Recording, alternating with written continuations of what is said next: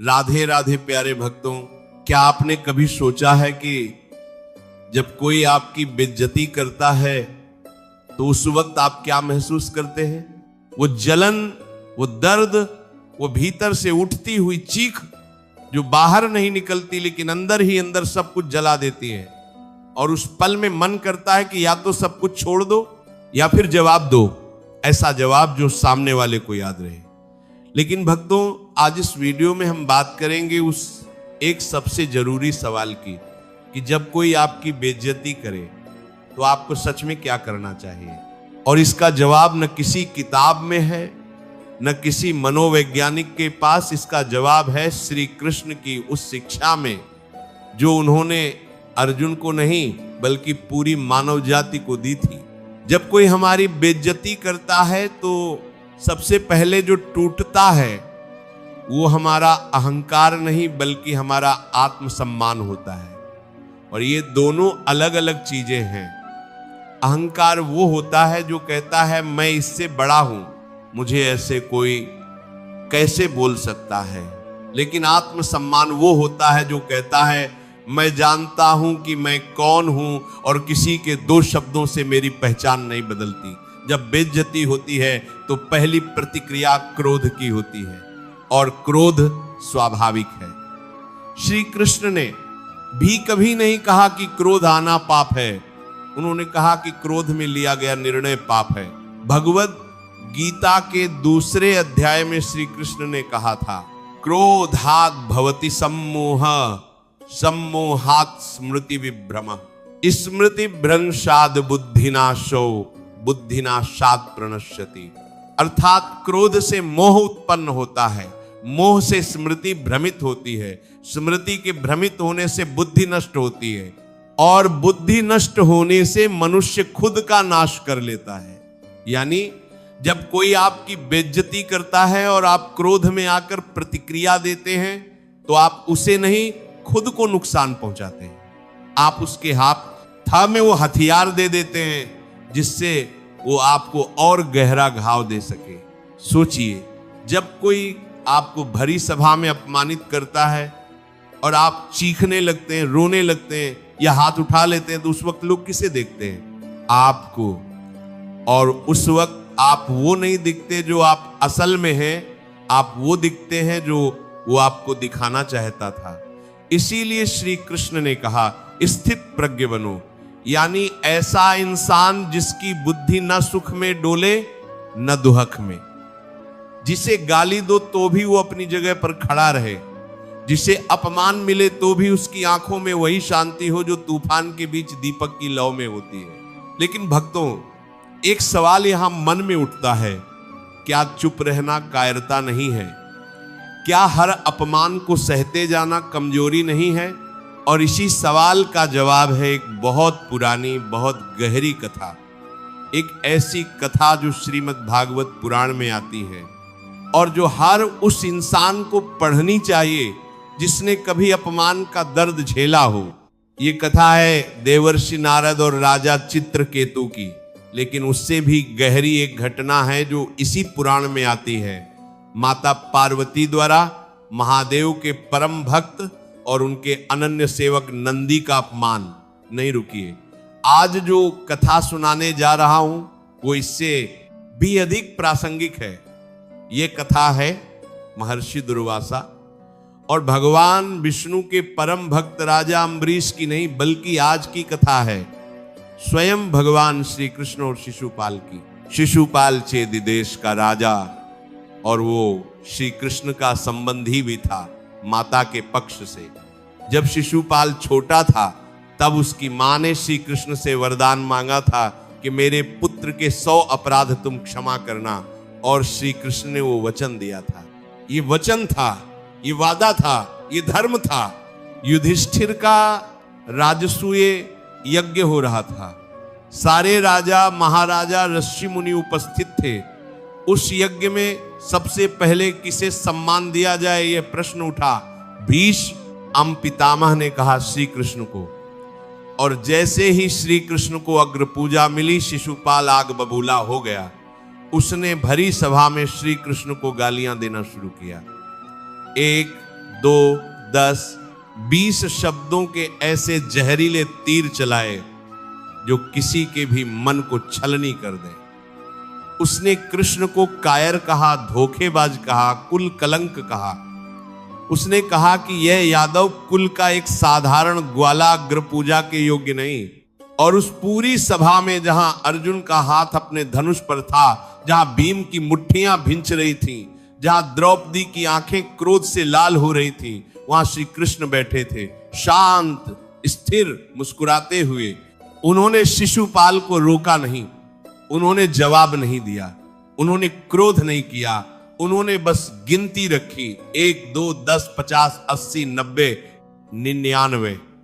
और जैसे ही शिशुपाल के अपराधों की गिनती 100 पूरी हुई, कृष्ण ने अपना सुदर्शन चक्र छोड़ा और वो अध्याय समाप्त हो गया। भक्तों, इस कथा में एक बहुत गहरा संदेश छुपा है।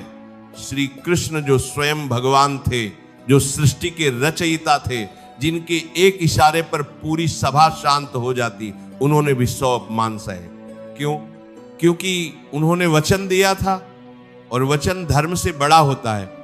उन्होंने इसलिए नहीं सहा क्योंकि वो कमजोर थे, उन्होंने इसलिए सहा क्योंकि वो जानते थे कि समय आने पर उत्तर देना है, और वो उत्तर ऐसा होगा जो हजारों सालों तक याद रखा जाएगा। यही है असली धैर्य, यही है असली शक्ति। और भक्तों, यही बात आपके जीवन में भी लागू होती है। जब कोई आपकी बेइज्जती करे तो पहला काम ये करो कि खुद से पूछो, ये इंसान मुझे क्यों अपमानित कर रहा है। ज्यादातर मामलों में आप पाएंगे कि जो इंसान दूसरों को नीचा दिखाता है, वो असल में खुद के भीतर की कमी को छुपाने की कोशिश करता है। जो इंसान दूसरे को अपमानित करके खुद को बड़ा समझता है, उसकी अपनी जिंदगी में कहीं ना कहीं कोई दर्द है, कोई कमी है, कोई हीन भावना है। ये समझ लो, जो पेड़ फल से भरा होता है वो झुकता है, और जो पेड़ खाली होता है वो अकड़कर खड़ा रहता है। जो इंसान आपको अपमानित कर रहा है वो खाली है, वो अपनी खालीपन को आपकी बेइज्जती से भरने की कोशिश कर रहा है। और दूसरी बात, अपमान तभी दिल तक पहुंचता है जब हम उसे अंदर आने देते हैं। अगर किसी ने आपको बेकार कहा तो वो शब्द तभी आपको तोड़ेगा जब आप खुद भी कहीं मान लेंगे कि शायद मैं बेकार हूं। लेकिन अगर आपको अपनी कीमत पता है, अगर आप जानते हैं कि आप कौन हैं, तो किसी का भी शब्द आपकी नींव नहीं हिला सकता। श्री कृष्ण ने गीता में कहा, आत्मा नित्य है, शाश्वतोयम पुराणो, यानी आत्मा नित्य है, शाश्वत है, पुरानी है। कोई उसे काट नहीं सकता, जला नहीं सकता, भिगो नहीं सकता। तो जब कोई आपको अपमानित करता है, वो आपकी आत्मा को नहीं छूता, वो बस शब्द बोलता है, और शब्द हवा में मिल जाते हैं। वो आपका कुछ नहीं बिगाड़ सकता जब तक आप खुद उन शब्दों को अपने भीतर जगह ना दो। लेकिन भक्तों, एक और बात, और ये सबसे जरूरी है, चुप रहने और सहते जाने में फर्क होता है। श्री कृष्ण ने शिशुपाल को 100 अपमान सहे, लेकिन 100वें पर जवाब दिया। चुप्पी का मतलब कमजोरी नहीं होती, लेकिन चुप्पी का मतलब हमेशा के लिए झुक जाना भी नहीं होता। अगर कोई आपको बार बार अपमानित कर रहा है, कोई रिश्तेदार, कोई दोस्त, कोई सहकर्मी, और आप बस इसलिए चुप हैं क्योंकि आप अच्छे दिखना चाहते हैं, तो ये धर्म नहीं, ये कायरता है। असली धर्म यह है कि आप शांति से, बिना क्रोध के, बिना घृणा के उस इंसान को बताएं कि तुम्हारा ये व्यवहार स्वीकार्य नहीं है। और अगर वो फिर भी ना समझे तो श्री कृष्ण की तरह उसे उसके कर्मों पर छोड़ दो। इस संसार में एक नियम है जो कभी नहीं बदलता, और वो है कर्म का नियम। जो बीजोगे वही काटोगे, जो करोगे वो लौटेगा। आपको बदला लेने की जरूरत नहीं, समय सबका हिसाब करता है, और समय का हिसाब किताब बहुत सटीक होता है। भक्तों, एक और गहरी बात सुनो, जो इंसान दूसरों को अपमानित करता है, वो एक दिन उसी अपमान को भोगता है। ये दुनिया की रीत है, ये ईश्वर का विधान है। शिशुपाल ने सभा में श्री कृष्ण को अपमानित किया, और उसी सभा में उसका अंत हुआ। उसे वो नहीं मिला जो वो चाहता था, बल्कि उसे वो मिला जो उसने किया था। इसलिए जब कोई आपकी बेइज्जती करे, उसके लिए दुआ मांगो। हाँ, दुआ मांगो। ये बात अजीब लगती है, लेकिन यही कृष्ण का रास्ता है। श्री कृष्ण ने शिशुपाल को मारने के बाद उसकी आत्मा को मोक्ष दिया। उन्होंने उससे घृणा नहीं की, उन्होंने उसका उद्धार किया। यही है भक्ति का सर्वोच्च भाव कि आप अपने दुश्मन को भी प्रेम की दृष्टि से देख सको। ये आसान नहीं है, लेकिन यही वो रास्ता है जो आपको उस इंसान से ऊंचा उठाता है। और जब आप किसी से ऊंचे उठ जाते हैं तो उसकी बातें आप तक पहुंचती ही नहीं। जैसे ऊंचे पहाड़ पर पत्थर फेंको तो वो वापस आ जाता है, पहाड़ को कोई फर्क नहीं पड़ता। आप पहाड़ बनो। भक्तों, इस सारी बात का सार एक ही है। जब कोई आपकी बेइज्जती करे तो 4 काम करो। पहला, क्रोध में कोई प्रतिक्रिया मत दो, श्वास लो, रुको, भीतर की आग को बाहर मत आने दो। दूसरा, खुद से पूछो कि क्या उसकी बात में कोई सच्चाई है। अगर है तो उसे स्वीकार करो और सुधारो, अगर नहीं है तो उसे उसके साथ ही छोड़ दो। तीसरा, उस इंसान को समझो, वो अपमान इसलिए दे रहा है क्योंकि वो खुद कहीं दुखी है। उसके लिए करुणा रखो, घृणा नहीं। और चौथा, अपने कर्म पर ध्यान लगाओ। जवाब शब्दों से नहीं, अपने जीवन से दो। जब आप उस मुकाम पर पहुंच जाएं जहां वो सोच भी न सके, तो यही सबसे बड़ा जवाब होगा। यही सबसे बड़ी विजय होगी। श्री कृष्ण ने कुरुक्षेत्र में एक बात कही थी जो आज भी उतनी ही सच है। कर्म करो, फल की चिंता मत करो। आपका काम है सही राह पर चलते रहना। आपका काम है टूटना नहीं। आपका काम है उठना, बार बार उठना और उस राह पर चलते जाना जो आपने चुनी है। जो आपकी बेइज्जती करते हैं वो आपकी राह के रोड़े हैं, और रोड़े सिर्फ उनके रास्ते में आते हैं जो आगे बढ़ रहे होते हैं। जो रुके हुए हैं उनके रास्ते में कोई रोड़ा नहीं आता।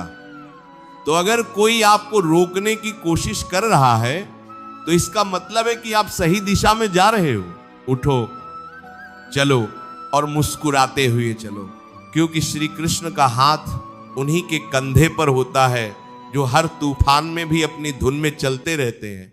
प्यारे भक्तों, अगर आज की इस बात ने आपके दिल को छुआ हो, अगर कभी आपने भी किसी अपमान का दर्द झेला हो और आज लगा हो कि आप अकेले नहीं हैं, तो नीचे कमेंट में लिखो राधे राधे, बस 2 शब्द। और उन 2 शब्दों में आप बता दो कि आपने यह संकल्प लिया है कि अब आप किसी के शब्दों से नहीं टूटेंगे। आप श्री कृष्ण के उस रास्ते पर चलेंगे जो शांति का रास्ता है, शक्ति का रास्ता है और सच्ची विजय का रास्ता है। और अगर आप चाहते हैं कि ऐसी ही भावपूर्ण कृष्ण की शिक्षाओं से भरी बातें आप तक पहुंचती रहें, तो इस चैनल को अभी सब्सक्राइब करें, घंटी दबाएं ताकि हर नया वीडियो आप तक सबसे पहले पहुंचे। और जो भाई बहन आज पहली बार आए हैं, आपका स्वागत है। ये घर है कृष्ण भक्ति का घर। राधे राधे, जय श्री कृष्ण।